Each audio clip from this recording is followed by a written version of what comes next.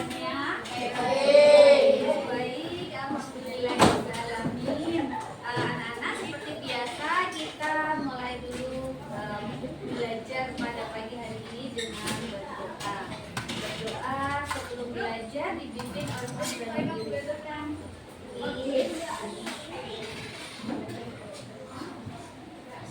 Ya, sebelum belajar saja.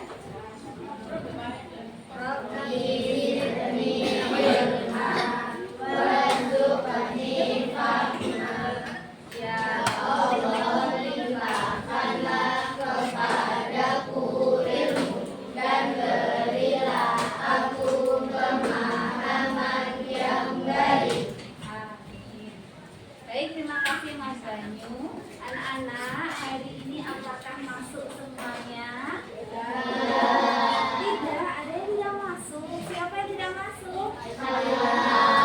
Kaila, kenapa? Sakit apa? Masya Allah. Kita doakan, caranya mendoakan Mbak Kaila gimana? Siapa? Allah. Semoga Mbak Kaila, dia perempuan cepat. Baik anak-anak, kita akan melihat sebuah cuplikan dari video. Video ini adalah salah satu percakapan di zaman dahulu.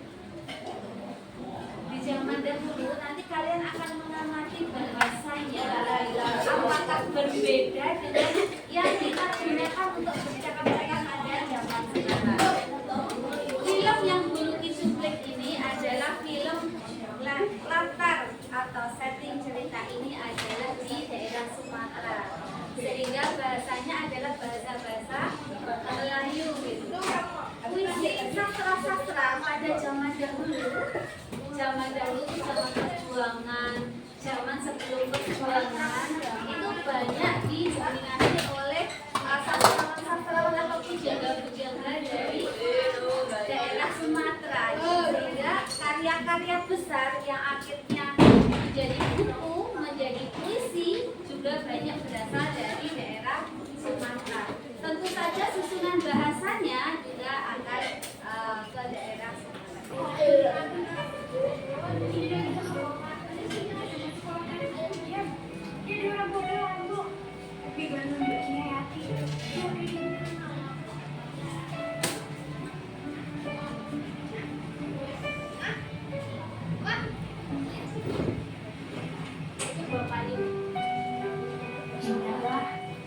Hanya dekat Tuhan, dan pun pasti ada ladangnya. Jihaya, pulang pakai baju kuning.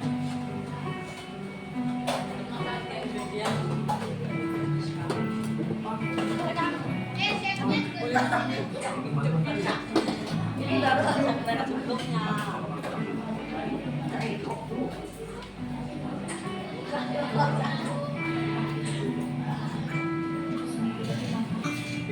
Saya laki-laki. Ada pun juga.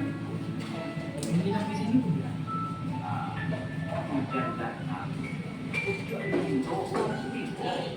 Yang terakhir membuat kecil. Silakanlah fungsi adalah pemilik. Kebetulan pilih masa tinggi gunung Rapi.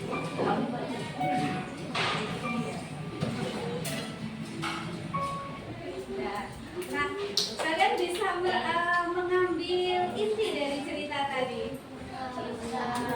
Bisa? Apa?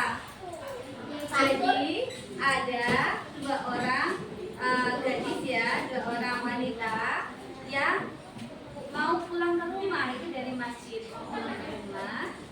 Ternyata hujan. Makanya tadi kan ada dua wanita itu, wah kita semalaman terjebak di sini gitu. Besok kita tidak bisa sekolah gara-gara hujan. Kita jadi orang bodoh gitu. Karena yang satu namanya kan Hayati. Jadi si dua wanita tadi risau gitu. Karena hujan nggak bisa pulang, besok nggak bisa sekolah, takutnya jadi orang bodoh. Berarti ada satu pesan yang bisa diambil di sini bahwa kalau tidak sekolah bisa menjadi bodoh. Oke. Kemudian yang berikutnya adalah tadi ada salah satu orang pemuda yang bawa payung. Dia sebenarnya kan bisa langsung pulang pakai payungnya, tetapi karena dia mendengar ada dua gadis tadi yang bingung nggak bisa pulang, takut nggak bisa sekolah, sehingga takut menjadi bodoh, akhirnya dia tergerak hatinya mau meminjamkan payung. Makanya dia bilang, pakailah payung ini. Kemudian si wanita tadi kan sebagai bahasa basi, loh, kalau payungnya aku pakai, nanti kamu nggak bisa pakai payungnya gitu. Terus si laki-laki bilang, saya ini laki-laki, tidur dimanapun bisa. Kalau perempuan tidur dimanapun bisa nggak bisa, karena nanti takut itu orang menimbulkan fitnah. Kalau laki-laki tidur di masjid bisa? Bisa. Kalian pergi jauh kemudian tidur di masjid bisa? Nggak bisa. Kalau perempuan tidur di sembarang tempat di pinggir gereja nggak bisa. Kalau laki-laki misalkan ketemu rumah tidur di emper bisa? Nah seperti itu. Jadi si laki-laki tadi, si pemuda tadi bilang, aku laki-laki tidur di mana pun bisa, payungnya kamu pakai aja. Terus tadi ada percakapan dengan siapa lagi? Penjaga warung. Penjaga warungnya bilang apa? Pucuk dicinta ulang tiba. Maksudnya penjaga warung apa? Pucuk dicinta ulang tiba. Pucuk dicinta itu artinya apa? Pucuk cinta maksudnya mengharapkan sesuatu yang disukai. Ulang tiba, yang disukai itu datang. Yang disukai penjaga warung apa? Ada, iya, karena mau ada tenaga yang membantu cuci piring yang segunung berat. Bisa dipahami ya. Nah, anak-anak bisa mengamati nggak bahasa yang digunakan dalam potongan film tadi? Bisa. Bahasanya gimana? Melayu. Bahasa Melayu. Terus bahasanya lugas atau tersirat? Semuanya hampir tersirat. Nah itu bahasa-bahasa yang tersirat yang nantinya biasanya digunakan sebagai pantun. Setelah melihat itu nanti akan membagikan. Supaya anak-anak nanti bisa membandingkan antara beberapa puisi-puisi yang ada di sini. Anak-anak sekarang bisa dilihat. Nah ya betul. Jadi di sini ada 3 macam puisi yang sama dengan tadi, puisi pantun tadi itu disebut juga sebagai puisi lemah. Di paling bawah, paling bawah ada pantun. Nah itu pantun itu bisa juga disebut sebagai puisi lama. Dari 4 baris tersebut ada perbedaan nggak antara 2 baris pertama dengan 2 baris terakhir? Apa?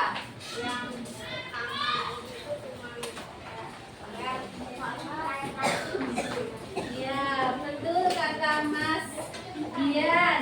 2 baris pertama itu namanya sampiran. Sampiran itu bahkan nggak ada maknanya, nggak apa-apa. Ada maknanya lebih baik, tapi tidak ada hubungannya dengan 2 baris berikutnya. Hanya yang sama adalah rimanya atau akhiran di setiap baris. Pergi ke kebun memetik tomat, buah dipetik dan rasa berat. Jangan malas wahai sahabat, mari kita giat beli. Ini termasuk pantun apa? Pantun nasib. Ciri-ciri pantun yang pertama adalah sehat. Itu ciri-ciri sayang. Ciri-ciri pantun ada silama. Satu mengajak itu nanti contohnya ya. Jadi kita apa saja maksudnya Rima ya, memiliki sampiran dan ciri. Ciri yang kedua adalah memiliki sajian atau rima. Contohnya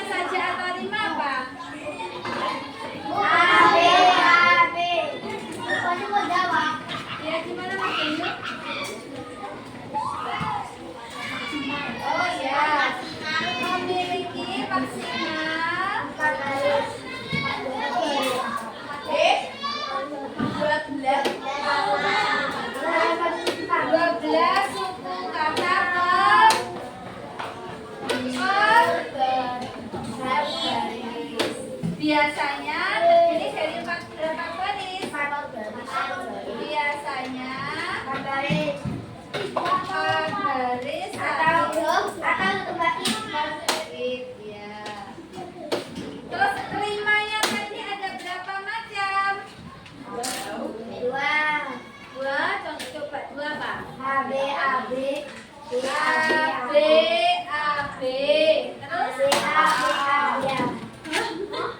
BA sama dengan ABAB.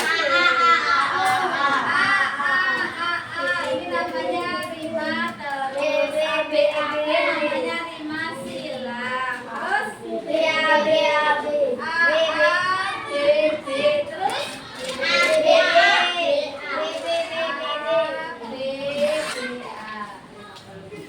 Sekarang tugas kalian adalah silahkan ke halaman,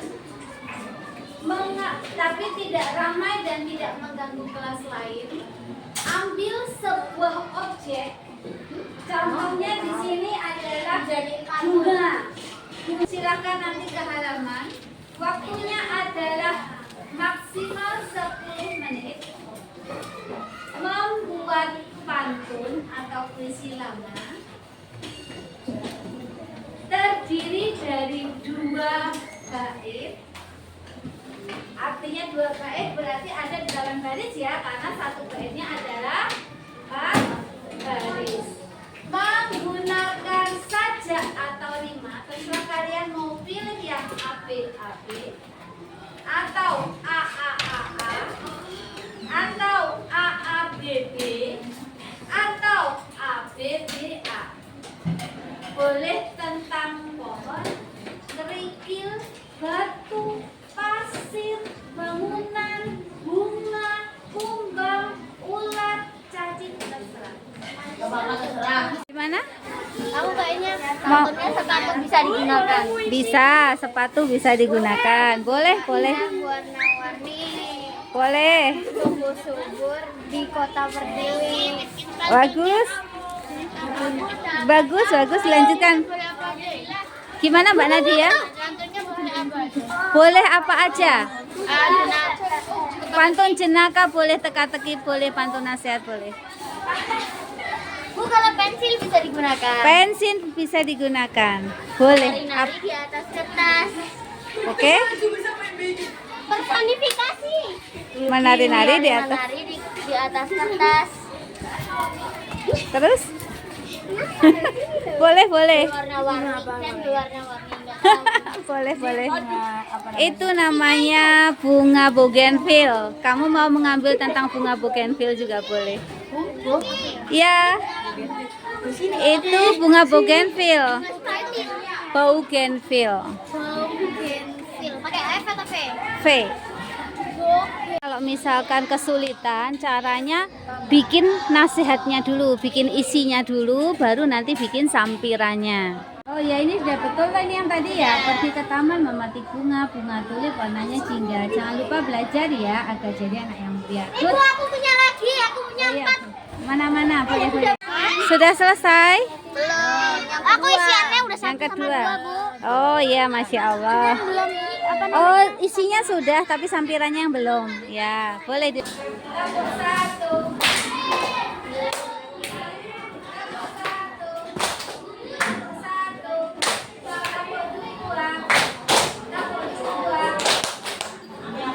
Anak-anak, tadi kalian sudah membuat pantun.